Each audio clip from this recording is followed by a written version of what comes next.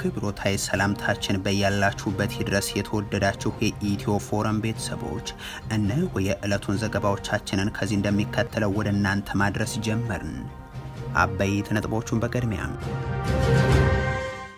ደብረጽዮን ገብረ ሚካኤል አብይ አህመድ በደብረ ማርቆስ ተገኝተው ላደረጉት ንግግር ምላሽ ሰጡም። የአማራና የትግራይ ህዝቦች ዳግም ለሴራችሁ መጠቀሚያ አይሆኑም፣ እንደውም ግንኙነታቸው የሚጠናከር ይሆናል ይላል ምላሹም። ዝርዝሩ ተዘጋጅቷል። አቶ ሽመልስ አብዲሳ እንደማታንበረከኩን አሳይተናል ሲሉ ተናግሯል። የኦሮሞ ህዝብ ጣፈንታ መጠበቅ የቻለ ስርዓት ተክለናል ሲሉም ገልጸዋል። ወደ እናንተ ይደርሳል። የብልጽግናው ስርዓት የኢትዮጵያ ህዝቦችና ጎረቤት ሀገራትን በየተራ ላጥፋችሁ አካሄድን አልቀበልም ብለዋል ሲል ህወሓት ገለጸም። ይህ በእንዲህ እንዳለ ራሱን የምክክር ኮሚሽን በሚል የተጠራውን ስብስብ ትግርኛ ተናጋሪ ብልጽግናዎች እንጂ ትግራይ አታውቀውም ሲልም የክልሉ መንግስት ገልጿል። እንመለከተዋለን። ድሮኑ በድጋሜ ተመቶ መውለቁ ተሰማ። የ4 ኪሎ አገዛዝ ጭምር የሚሳተፍበት የተባባሰው ጦርነት ጋር በተያዘም ድሮን ተመቶ ሲወድቅ ያሁኑ የመጀመሪያም አይደለም። ተጨማሪውን ይዘናል። ሲኤንኤን በሳውዲ አረቢያ የሞት ፍርድ የሚጠብቃቸው ኢትዮጵያውያንን የተመለከተ የምርመራ ዘገባውን ይዞ ወጥቷል። በቁም ያሉ ግን የሞቱ ዜጎች ኢትዮጵያውያን ይላል ሀተታው። ሌላኛው መረጃችን ነው። የአሜሪካው ፕሬዝዳንት ዶናልድ ትራምፕ የኢራን ጦርነት በይፋ ቀጥሏል ሲሉ ለምክር ቤቱ አሳወቁም። የተባበሩት አረብ ኤሚሬቶች መርከቦች ተመቷል።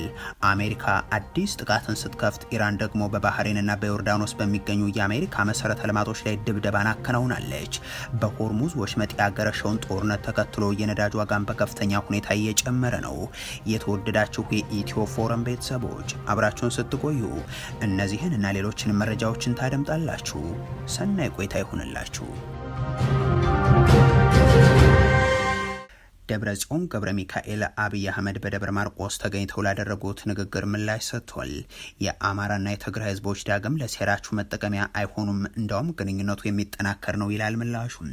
አብይ ከሰሞኑ በደብረ ማርቆስ በነበራቸው የደቂቃዎች ቆይታ ከተገኙበት አጀንዳ ይልቅ የጎጃምን ህዝብ ሽፍታ ደባቂ ብለው የወቀሱበትን አጼ ዮሐንስና ጣሊያንን ግፍ የሰሩባችሁ ናችሁ ብለው የገለጹበት ንግግር ነበር ያቀረቡት።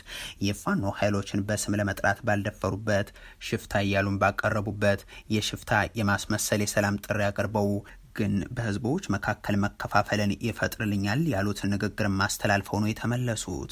ይህም አጼ ዮሐንስን ከወራሪው ጣሊያን ጋር አቆራኝተው አንስተው ከወደ ትግራይ የደረሰባችሁንም ታውቃላችሁ ብለው ለኔ ተንበርከኩ አንድምታ ያለው ገለጻ ማሰማታቸው የሚታወቅ ነው። ይህ ህዝብ በአጼ ዮሐንስ ጊዜ በነበረው ሁኔታ ምን እንደደረሰበት ያውቃል። በጣሊያን ጊዜ ምን እንደደረሰበት ያውቃል። ትግል፣ ፍልሚያ፣ ውጊያ ለእናንተ አዲስ ጉዳይ አይደለም። አባቶቻችሁ አልፈውበታል። በየዘመናቱ ግን ኪሳራ፣ ሞት፣ ድቀት እንጂ ጥቅም አልተገኘበትም። በእርግጥ አብይ አህመድ እንዲህ ያለውን ከፋፋይ ንግግር በሰሜን የሀገሪቱ ክፍል አሊያም በኦሮሚያ ውስጥ ያሉ ዞኖችንም እየጠቀሱ ያደረጉት ብቻ አይደለም። ከአንድ ሳምንት በፊት ወደ አርባ ምንጭም ተጉዘው የጋሞ ልማት ምቀኛ ወላይታ ነው ወዘተ እያሉ ማቅረባቸው የሚዘነጋ አይሆንም። የሆነው ሆኖ ከሰሞነኛው የአብይ አህመድ የደብረ ማርቆሱ ንግግር ጋር በተያያዘ ምላሽ ከሰጡት ውስጥ ደግሞ የትግራይ ክልል መንግስት ፕሬዝዳንት ደብረጽዮን ገብረ ሚካኤል አንዱ ሆነዋል። በህዝቦች መካከል ግጭትና ለመተማመንን መፍጠር እንደ ቁልፍ የፖለቲካ መሳሪያ በመጠቀም በስልጣን ለመቆየት የተጓ አካላት ባለፉት ዓመታት የአማራና የትግራይ ህዝቦች በማያባራ ግጭትና ቁርሾ ውስጥ ለማስገባት ያላደረጉት ጥረትም ሆነም ያልፈነቀሉት ድንጋይ የለም ሲሉም ጀምሯል። ሆኖም እነዚህ በባህልና በታሪክ የተሳሰሩ ወንድማማች ህዝቦች ሁሉንም ውስብስብ የከፋፋዮችን ሴራ በማክሸፍ ወንድማዊ ትስስራቸውን አስቀጥሏል። ይህ ትስስርና መደጋገፍ በሂደት የሚበልጥ እየተጠናከረ እንደሚሄድ ምንም ጥርጥር የለውም በማለትም አንስቷል። እነዚህን ህዝቦች በማጋጨት የስልጣን ዘመናቸውን ለማራዘም የሚጥሩ አካላት በጊዜያቸው ታላቅ ገድል በመፈጸም የህዝባቸውንና ሀገራቸውን ክብርና ህልውናን ያስቀጠሉ የቀድሞ የትግራይ ተወላጅ ጀግኖች አመራሮችን ስም በማጉደፍ አሁንም ሴራቸውን መሸረባቸውን ቀጥለዋል ያሉት ደብረጽዮን አሁን ግን ያ ሁሉ ውሸትና ቅጥፈት ጭምብሉ ተገፎ እውነተኛ ማንነቱ በግልጽ የታየ ይመስለኛል። ስለዚህም ጨው ለራስ ስትል ጣፍጥ እንደሚባለው ከእንግዲህ በኋላ በቅጥፈትና በማጭበርበር መቀጠል እንደማያዋጣ በመገንዘብ የሰላምን አማራጭ መንገድ መከተልና ህጋዊና ወቅታዊ ጥያቄዎችን መመለስ ያስፈልጋል ብዬ አምናለሁ ብለዋል። ሽመልስ አብዲሳ እንደማታንበረከኩን አሳይተናል ሲሉ ተናግሯል። የኦሮሞ ህዝብ ዕጣ ፈንታ መጠበቅ የቻለ ስርዓት ተክለናል ሲሉም ገልጿል። የኦሮሚያ ክልል ርዕሰ መስተዳድር የሆኑት አቶ ሽመልስ አብዲሳ ያደረጉት ንግግር በቅርብ ቀናት ከተደረጉ የኦህዴድ ብልጽግና ሹማምንት ማብራሪያዎች ጋር የሚጣጣም ሆኗል። ጠቅላይ ሚኒስትሩ እየተቀናጁብን ነው፣ ግን ሱዳንም ኤርትራም ትግራይም አብረው ቢመጡ ቅንጣት ያክል አታሰጉንም ማለታቸው ይታወቃል። ፊልድ ማርሻል ብርሃኑ ጁላ ሀገሩን በመተናመስ በርስ በርስ እልቂት ውስጥ መሆኑንም አምነው ለዚህ ምክንያት ያደረጓቸው የውስጥና የውጭ ጠላት ሲሉ የገለጿቸው ኃይሎችንም አታሸንፉንም ማለታቸው የሚታወስ ነው። ጀነራል አለምሸት ደግፌ፣ ሌትናንት ጀነራል መሐመድ ተሰማ፣ አቶ ተመስገን ጥሩነህና ሌሎችም አታንበረከኩንም አታሸንፉንም የሚል ማብራሪያቸውን በቅርብ ነው ያሰሙት። ከ8 ዓመታት በላይ ከተሻገረ የስልጣን ጊዜ በኋላ እንዴት ዛሬም አታሸንፉንም ውስጥ ትገኛላችሁ የሚለው ግን መሰረታዊ ጥያቄ ነው። በማሳያነትም የኦሮሚያ ክልል ርዕሰ መስተዳድሩ አቶ ሽመልስ አብዲሳም ከዓመታት በፊት በሰበሩን ቦታ ሰባበርናቸው፣ ይህን የሰባበርነውን አካል ደግሞ አባይን ተሻግረን የቻልነውን አሳመን ነው፣ ያልቻልነውን ደግሞ አደናገር ነው ሲሉ ነው የሚታወቁት። የአሁኑ ንግግራቸው ደግሞ ወደ አታንበረከኩንም ገለጻ የመጣ ሆኗል። የክልሉ መንግስት አፈጻጸምን ለመገምገም የተጠራውን ስብሰባ ተከትሎ የተናገሩት አቶ ሽመልስ አብዲሳም አለቃቸው ራሳቸውን የኢትዮጵያ ሕዝብ እያሉ እንደሚገልጹት ሁሉም አቶ ሽመልስም ራሳቸውን በኦሮሞ ህዝብ ወክለው እንደማንበረከከን አሳየን እያሉ አቀርበዋል። ሰብኒ ኩን ዮምዩ ጅልቤፈቹ አከንደንዴኝ ዱጋሳቲ ፈመዱማተ ከፈልመቹ ደንደው ቀበተማተ ገርሲስ ይህ ህዝብ መሪ እንዳለው መቼም እንደማይንበረከክ ለእውነቱ እስከ መጨረሻው እንደሚታገል በተጨባጭ አሳይቷል። አሁንም ለሚመጡት 5 ዓመታት የሚሆነው ይኸው ነው። ኦሮሚያን ቀይረናል። ከዚህ በላይ ግን ብዙ ይቀረናል። ያቆምነው ስርዓት ሳይደክም በመስራቱ ነው የኦሮሞ ህዝብ ዕጣ ፈንታን መጠበቅ የቻለው። አከዱጎም ካረጉዳ ሳቄ ጅር አቶ ሽመልስ አብዲሳ የኦሮሞ ህዝብ ዕጣ ፈንታን መጠበቅ ሲሉ ዛሬ ይህ ህዝብ በድሮንም በታንክም የሚገደልበትን የሃይማኖትም የድንበርም ግጭቶች እየተፈበረኩ የሚሰቃይበትን ወቅት ነውና ይህንን ነው አስጠበቅንለት የሚሉት።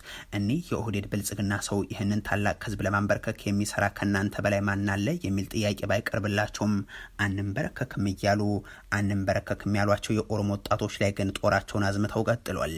ከዛም ተሻግረው በትናንቱ ንግግራቸው ኦሮሞ ህዝብ ላይ አመራሩ ስለምን በርካታ ገንዘብ አልሰበሰበም? የጋቸና ሲርና የቦሳ ጎኖፋና ሌሎችም ተቋሞቻችንስ የታደረሳቸዋቸው እያሉ ሲወቅሱ ምን የተሰሙት? የብልጽግናው ስርዓት የኢትዮጵያ ህዝቦችና ጎረቤት ሀገራትን በየተራ ላጥፋቸው አካሄድን አልቀበልም ብለዋል ሲል ህወሓት ገለጸ። ይህ በእንዲህ እንዳለ ራሱን የምክክር ኮሚሽን በሚል የተጠራውን ስብስብ ትግርኛ ተናጋሪ ብልጽግናዎች እንጂ ትግራይ አታውቀውም ሲል የክልሉ መንግስት አሳውቋል። የብልጽግናው ፕሬዚደንት አብይ አህመድ ገና ስብሰባውን ሲጀምር አጀንዳ ማድረግ የምትችሉትና የማትችሉት በሚል ውሳኔ የሰጡት የብጤዎቻቸውን ስብስብ ነገር ግን ከፍተኛ ውጪ የወጣበትን የምክክር ኮሚሽን የተሰኘ ዋነኛ የሀገሪቱ የተቋሚ ኃይሎች ውድቅ ያደረጉትን ሌላ የድግስ መርሃ ግብርን አዘጋጅተው ሰሞንኛ ጉዳይ አድርገውታል። በሀገሪቱ ውስጥ ካገዛዙ ጋር በሰፊ ልዩነት ውስጥ ያሉት ሁሉም ታጣቂ ኃይሎች ከሌሉበት ኦነግ፣ ኦፌኮን ጨምሮ ተቋሚ ሊባሉ የሚችሉ የሰላማዊ የፖለቲካ እንቅስቃሴዎች ውስጥ ያሉ ፓርቲዎች ውድቅ ካደረጉት፣ የትግራይ ክልልም አጀንዳ ካልተሰበሰበበት፣ ውክልናም ከሌለበት ብሔራዊ ምክክል የሚባለው እንዴት ይሆን የሚለውን የሚያውቁት ግን አብይ ሆይ በሩቁ ሳዩ የኖርኩትን ቤተ መንግስት ውስጥ አስገባኝ የሚሉት ጠቅላይ ሚኒስትሩ ደግሞ አንድ እግራቸው መቃብር ውስጥ ያለ በሚል የሚገልጿቸውና ሽማግሌ በሚል የሚጠሯቸው ኮሚሽነሮች ብቻ ይሆናሉ። የሆኖ ሆኖ የትግራይ ክልል መንግስት ከሰሞነኛው ሌላ ውድ የአዲስ አበባው ድግስ ጋር በተያያዘ ባወጣው መግለጫ የተቀባይነትና የነጻነት መስፈርቶችን አያሟላም በሚል ከጅምሩ ራሳችንን ያገለልንበት መድረክ ላይ የትግራይ ክልል እንደማይሳተፍ እናሳውቃለን ብሏል። ይኸው መድረክ ስርዓቱ የራሱን የፕሮፓጋንዳ ፍላጎት ለማሳኪያነት ያዘጋጀው የይስሙላ የፖለቲካ መድረክ ነው ሲልም ኮንኗል።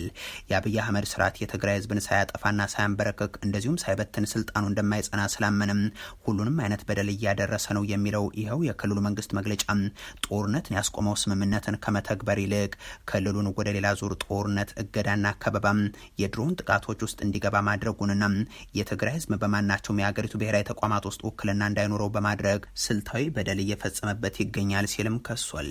በጥቅሉ የምክክር ኮሚሽን በተባለው ሰሞንኛው ግርግር ላይ በእጩ በእጩነትም ሆነ በተሳታፊነት የትግርኛ ቋንቋ ተናጋሪ በሚል ስም የሚቀርቡ ግለሰቦች በሙሉም የገዢው ብልጽግና ፓርቲ አባላት አሊያም ደግሞ ደጋፊዎች እንጂ በትግራይ ህዝብና መንግስት የተወከሉ እንዳልሆኑ እወቁትም ብሏል። ይህ በእንዲህ እንዳለ የህወሓቱ ምክትል ሊቀመንበር አቶ አማኑኤል አሰፋ ደግሞ የብልጽግናው ስርዓት የኢትዮጵያ ህዝቦችና ጎረቤቶች ሀገራትን በየተራ ላጥፋቸው አካሄድን አልቀበልም ብለውታል ሲሉ ተናግሯል። የአብይ አህመድ መንግስት በትግራይ ላይ እየፈጽማቸው ነው ያሏቸውን የወንጀል ተግባራትን ከዘረዘሩ በኋላ የሚቀለበሱት ደግሞ በሁለት መንገዶች ነው ሲሉም ያነሳሉ። አንደኛው በሰላማዊ መንገድና በድርድር እንዲሁም በንግግር ነው። ሁለተኛው ደግሞ ለህልውናችን መረጋገጥ ሲባል ዋጋ መክፈል ነው ባይ ናቸው። በቅርቡ ጠቅላይ ሚኒስትሩ የትግራይ ኃይሎችን ከውጭ አካላት ጋር ተቀናጁብን ባሉበት ንግግር ዙሪያ ምላሻቸውን አቅርበዋል። ስርዓት ብልጽግና ኣብ ውሽጢ ዓድን ዘለው ህዝብታት ይኹኑን ጎራብቲ ህዝብታት ጸላእ ኮይኑ ዝሰርሕ ዘሎ ባዕሉ ንኩሎም ከዓ ብጸላእነት ፈሪጁ ከጥፎኦም ምድላዋት ዝገብር ዘሎ ስርዓት እዩ። የብልጽግና ስርዓት በሀገር ውስጥ ያሉ ህዝቦችንም ሆነ በጎረቤት ያሉ ህዝቦችን እንደ ጠላት ፈርጆ የሚሰራ ስርዓት ነው። በሀገር ውስጥም ይሁን በጎረቤት ያሉ ህዝቦች ደግሞ የመኖር ህልውናቸውን የማስቀጠል የተፈጥሮ መብት አላቸው። እናንተ ዝም ብላችሁ ተቀመጡና በተራ ላጥፋችሁ ወይ ደግሞ ለእኔ ተንበርከኩ ነው የሚለው አይሆንም ብለውታል። ቲዲኤፍ እና የትግራይ መንግስትንም ከውጭ ኃይሎች ጋር ተሰልፈው ኢትዮጵያ ሊወጉ ነው ይላል። ይህ ከእውነት የራቀ የሞኞች አስተሳሰብ ነው። እኛ የኢትዮጵያ መሰረት እንጂ ኢትዮጵያን የምናፈርስ ኃይል አይደለንም። የብልጽግናው ስርዓት እስካለ ግን በሰላም መኖር እንደማይቻል ባለፉት 8 ዓመታት በራሱ አሳይቷል። ናፍቱናቴ ፕላን እንደተው ይዝብለካ ስርዓት ብልጽግና ድሮኑ በድጋሜ ተመቶ መውደቁ ተሰማም። የ4 ኪሎ አገዛዝ ጭምር የሚሳተፍበት የተባባሰው ጦርነት ጋር በተያዘም ድሮን ተመቶ ሲወድቅ ያሁኑ የመጀመሪያ አይደለም። የሱዳን ጦር ከኤል ኦቤድ አቅራቢያ መትቼ ጣልኩት ያለው ድሮን በቻይና የተመረተ FH-95 የተሰኘ ነው። የአልብሩሃን ኃይል በዚህ ወር ውስጥ ብቻ ይህንን ልዩ የድሮን ሞዴል መጥቶ መጣሉን ሲያሳውቅ የትናንቱ ለ3ኛ ጊዜ ነው። ከዚህ በፊት ሌሎች ቱርክ ሰራሽ ድሮኖች ከኢትዮጵያ ተነስተው ሊያጠቁ ሲንቀሳቀሱ መትቼ ጣልኩ ማለቱም የሚታወቅ ነው። አሁን ደግሞ በ4 ኪሎና በአቡዳቢ መንግስታት የሚደገፈው RSF በካርቱም በነጭ አባይና በሰሜን ኮርዶፋን ግዛቶች ውስጥ የሚገኙ የነዳጅ መጋዘኖችን፣ የኃይል ማመንጫ ጣቢያዎችንና የሲቪል መሰረተ ልማቶችን ለመምታት የሚጠቀምበትን መካከለኛ ከፍታ ርቀት ላይ የሚበር FH-95 መትቻለሁ ይላል። ድሮኑ አየር ላይ ሲመታና ተመቶ ከወደቀ በኋላ የሚያሳዩ ምስሎችንም አጋርቷል። የምስራቅ አፍሪካዋ ሀገር የውክልና ጦርነት ማዕከል ሆና የቀጠለች ሲሆን በዚህ ውስጥ ደግሞ የብልጽግናው አገዛዝም እየተሳተፈ እንደሆነ የሚታወቅ ነው። በውስጥ የእርስ በርስ ጦርነት ውስጥ ያለው የብልጽግናው አገዛዝ ኢትዮጵያን ወደዚህ የጎረቤት ሀገር ጦርነት ጎትቶ ካስገባትም ሰነባብቷል። አሁን የዓለም አቀፍ የመገናኛ ብዙሃን ትኩረት የብልጽግናው አገዛዝ የሚልካቸው ድሮኖች በሱዳን ሰዎችን ገደሉ ወይንም ደግሞ መቶ ድሮን ወደቀ ወደሚልም ተሸጋግሯል። ከሳምንታት በፊት መነሻውን ከአሶሳ አሊያም ከባህር ዳር ያደረገም የዩኤኢ ንብረት የሆነም የብልጽግናው መንግስት የላከው አኪንቺ ድሮን በሱዳኗ ብሉ ናይል ግዛት ውስጥ ዋና ከተማ በሆናቸው ደማዚን ለ8 ጊዜ ድብደባ ፈጽሟል የሚለው የሱዳን ጦር መግለጫ ይህንን ድሮን ከኢትዮጵያ ድንበር 75 ኪሎ ሜትር ርቀት አካባቢ ካደረሰው ድብደባ በኋላ ግን መትችት ያለው በሚል ምስሎችን ጭምር በማጋራት መግለጹ የሚዘነጋ አይሆንም። CNN በሳውዲ አረቢያ የሞት ፍርድ የሚጠብቃቸው ኢትዮጵያውያንን በተመለከተ የምርመራ ዘገባውን ይዞ ወጥቷል። በቁም ያሉ ግን የሞቱ ዜጎች ኢትዮጵያውያን ይላል ሀተታው። ስደት ለወትሮም ያለ ህይወትን ለማሻሻል የሚደረግ እንቅስቃሴ መሆኑ የሚታወቅ ቢሆንም ቅሉ የብልጽግናው አገዛዝ የጦርነት ዜጎችንም በረሃብ የማንበርከክ ፖሊሲ ግን ስንት ሚሊዮን ኢትዮጵያውያንን ለስደት ዳረገ የሚለው አስደንጋጭ አሃዞች የሚከተሉት ነው።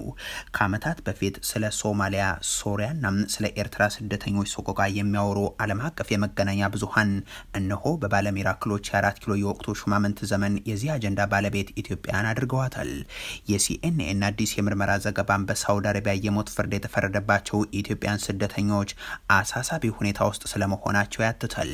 በደርዘኖች የሚቆጠሩ ስደተኞች ከእጽ ጋር በተያዙ ወንጀሎች ተከሰው በከባድ ማሰቃየት፣ ፍትሐዊ ባልሆነ የፍርድ ሂደትና የህግ ጠበቃ በሌለበት የሞት ፍርድ እንደተበየነባቸው ዘገባው አመልክቷል። ዘገባው ትኩረቱን ያደረገው በደቡብ ምዕራብ ሳውዲ አረቢያ ሐሚስ ሙሻይት እስር ቤት ውስጥ በሚገኝ አንድ ኢትዮጵያ የህይወት ታሪክ ላይ ነው። ማንነቱን ላለመግለጽ አማኑኤል በሚል ስም የተጠቀሰው ይኸው ወጣት በሰሜን ኢትዮጵያ ተከስቶ በነበረው ጦርነት ወቅት ከትግራይ ክልል በመሸሽ በየመን በኩል የተሰደደ ሲሆን በኋላም በሳውዲ አረቢያ በእረኝነት ተቀጥሮ ሲሰራ ቆይቶም ሐሺሽ በማዘዋወር ወንጀል በቁጥጥር ስር ስለመዋሉ ያነሳል። አማኑኤል እንደሚናገረው ከሆነ በምርመራ ወቅት ድብደባ እንደተፈጸመበት አንብቦ ሊረዳቸው የማይችላቸውን በአረበኛ የተጻፉ ሰነዶችን በግድ እንዲፈርም መደረጉን ጠበቃም ሆነ የኢትዮጵያ ቆንስላ ባለስልጣናትን የማግኘት መብትም እንደተከለከለና የሞት ፍርድ ከመፈረዱ በፊትም በጣም አጭርና ውስን የትርጉም አገልግሎት ብቻ የነበረው የፍርድ ቤት ችሎት እንደተደረገ ገልጿል። እኔ በህይወት ያለሁኝ ሙት ነኝ ሲል ለሲኤንኤን የተናገረው ወጣቱም በአንድ ክፍል ውስጥ አብረውት የነበሩ 5 እስረኞች በቅርቡ ያለምንም ቅድመ ማስጠንቀቂያ መረሸናቸውን ተናግሯል። በተጨማሪም በፍርሃት ውስጥ እንደሚኖር የሞት ፍርዱን በኢትዮጵያ ከሚገኙ ቤተሰቦቹም እንደደበቀና ክርስቲያን በመሆኑ ሃይማኖታዊ መድሎ እንደደረሰበትም አትቷል። ዘገባው በርካታ እስረኞች ራሳቸውን ለማጥፋት ሙከራ አድርገዋል ሲልም ይገልጻል። ይህ የሲኤንኤን የምርመራ ዘገባም በመቶ ሺዎች የሚቆጠሩ ኢትዮጵያውያን በጅቡቲና በየመን በኩል ወደ ሳውዲ አረቢያ ለስራ ፍለጋ የሚጓዙበትን የስደት መስመር አደገኛነት የሚያመላክት ሲሆን ስደተኞች በዚህ መስመር ለዘረፋና ለእገታ እንደሚጋለጡ እንደዚሁም ህገወጥ እቃዎችን እንዲያጓጉዙ በአዘዋዋሪዎች ግፊት እንደሚደረግባቸውም አብራርቷል። የአሜሪካው ፕሬዚደንት ዶናልድ ትራምፕ የኢራኑ ጦርነት በይፋ ቀጥሏል ሲሉ ለምክር ቤቱ አሳወቁም። የተባበሩት አረብ ኤሚሬቶች መርከቦች ተመቷል። አሜሪካ አዲስ ጥቃትን ስትከፍት ኢራን ደግሞ በባህሬንና በዮርዳኖስ በሚገኙ የአሜሪካ መሰረተ ልማቶች ላይ ድብደባን አከናውናለች። በሆርሙዝ ወሽመጥ እንደ አዲስ ያገረሸውን ጦርነት ተከትሎ የነዳጅ ዋጋን በከፍተኛ ሁኔታ ጨምሯል። የተባበሩት አረብ ኤሚሬቶች ትናንት በሆርሙዝ ወሽመጥ ኢራን በሁለት የነዳጅ ጫይ መርከቦች ላይ ከባድ ጥቃትን ፈጽማብኛል ያለች ስትል ከሳለች። አሳፋሪ ስትል በገለጸችው በዚህ ጥቃት አንድ ሰው የተገደለ ሲሆን 8 ሰዎች ደግሞ ጉዳት እንዳጋጠማቸው ማክላለች። ፕሬዚደንት ዶናልድ ትራምፕ ደግሞ ዋነኛ መተላለፊያ የመዝጋት እቅዱ አካል አድርገው ሁሉንም የንግድ መርከቦችን 20% ክፍያ እንዲፈጽሙ እንደሚጠየቁ አሳውቋል። ይህም ደህንነቱ በተጠበቀ መንገድ በሆርሙዝ ወሽመጥ በኩል መተላለፍ እንዲቻል የሚያስፈልገው ወጪ ለመሸፈን እንደሚውል ማክሏል። የአሜሪካ ጥቃቶች ለሶስተኛ ቀን የቀጠሉ ሲሆን ትራምፕም ኢራን በከባዱ እየተመታች ነው ሲሉ ተናግረዋል። የሁለቱ ሀገራት ጦርነትም ተባብሶ ቀጥሏል። የኢራን የውጭ ጉዳይ ሚኒስትር ትራምፕ መተላለፊያው ላይ እገዳ መጣላቸውን ተከትሎም ቴሄራን የወሽመጡ ጠባቂ ሆና ትቀጥላለች ሲሉ ትራምፕ የተጠቀሙትም ቃል በመጠቀም ምላሽ ሰጥተዋል። ዶናልድ ትራምፕ ከኢራን ጋር ዳግም የገቡበትን ጦርነት ከሰኔ 30 2018 ጀምሮ ዳግም መቀጠሉንም ለኮንግረሱ በደብዳቤ ማሳወቃቸው ታውቋል። በዚህ ደብዳቤ መሰረት ኮንግረሱ በኢራን ላይ ለሚፈጸሙ ጥቃቶች ይሁንታውን እስከሚሰጣቸው ድረስ የ60 ቀናት ዕድሜ ይኖራቸዋል። ፕሬዚደንቱ በደብዳቤያቸው ላይ አሜሪካውያንና የአሜሪካ ብሔራዊ ደህንነትና የውጭ ፖሊሲ ፍላጎቶችን ለመጠበቅ ባለኝ ኃላፊነት የተነሳም ወታደራዊ እርምጃ እንዲወሰድ አዝዣለሁ ሲሉም ነው የጻፉት። ከዚህ ጋር በተያያዘም ኢራን በባህሬንና በዮርዳኖስ በሚገኙ የአሜሪካ ተቋማት ላይ ጥቃቶችን አድርሳለች። በባህረ ሰላጤው የሚገኙት ዮርዳኖስና ባህሬንን በግዛታቸው ውስጥ ጥቃት እንደደረሰባቸው አረጋግጧል። ኢራን ጥቃቱን የፈጸመችው የአሜሪካ ጥቃት ለሶስተኛ ቀን ተጠናክሮ በቀጠለበት ወቅትም ነው። የባህሬን የውጭ ጉዳይ ሚኒስትር ሌሊቱን በተለያየ ሰዓት 3 ማስጠንቀቂያዎችን በማሰማት ነዋሪዎች በአካባቢያቸው ወደሚገኝ መጠለያ እንዲገቡ አስጠንቅቋል። የኢራን አብዮታዊ ዘብ በሀገሪቷ አሜሪካ የምትገለገልባቸው የተለያዩ ስፍራዎችን ኢላማ አድርጌያለሁ ብሏል። በጥቃቱ በርካታ የጦር መሳሪያ መከማቻዎችን፣ የአሜሪካ ኃይሎችና የአሜሪካ የባህርና የአየር ትራፊክ መቆጣጠሪያ ራዳር የሚገኝበት የሳተላይት ኮሚኒኬሽን ማዕከልን አውድም ያለው ሲልም ነው የገለጸው። የዮርዳኖስ የመንግስት የመገናኛ ብዙሃን ዘገባም ዮርዳኖስ ጠዋት ላይ በግዛቲቷ 4 ሚሳይሎችን እንዳከሸፈችና በጥቃቱ የደረሰ ሞትም ሆነ የንብረት ውድመት ግን እስካሁን እንዳልተመዘገበ አሳውቃለች። ይህ በእንዲህ እንዳለ በኢራንና በአሜሪካ መካከል ዳግም ያገረሸው ጦርነትን ተከትሎ የነዳጅ ዋጋ በከፍተኛ ሁኔታ ጨምሯል። በእስያ ገበያ የነዳጅ ዋጋ ጭማሬ ሲያሳይ አንድ ብሬንት ድፍድፍ ነዳጅ ዋጋ በ1.9 በመቶ አሻቅቦ በበርሜል $84.87 ዶላር ላይ ደርሷል። በአሜሪካ ገበያ ደግሞ በ2 በመቶ ጨምሮ በበርሜል $79.75 ዶላር እየተሸጠ ነው። ጦርነቱ ተባብሶ በመቀጠሉም ትናንት የብሬንት ድፍድፍ ነዳጅ ዋጋ በ3 በመቶ ገደማ የጨመረ ሲሆን በ4 ሳምንታት ውስጥ ከፍተኛው ሆኖም ተመዝግቧል። የተወደዳችሁ የኢትዮ ፎረም ቤተሰቦች ለዛሬ ያሉን መረጃዎች ይህንን ይመስሉ ነበር። አበቃን። ቸር ያሰማን።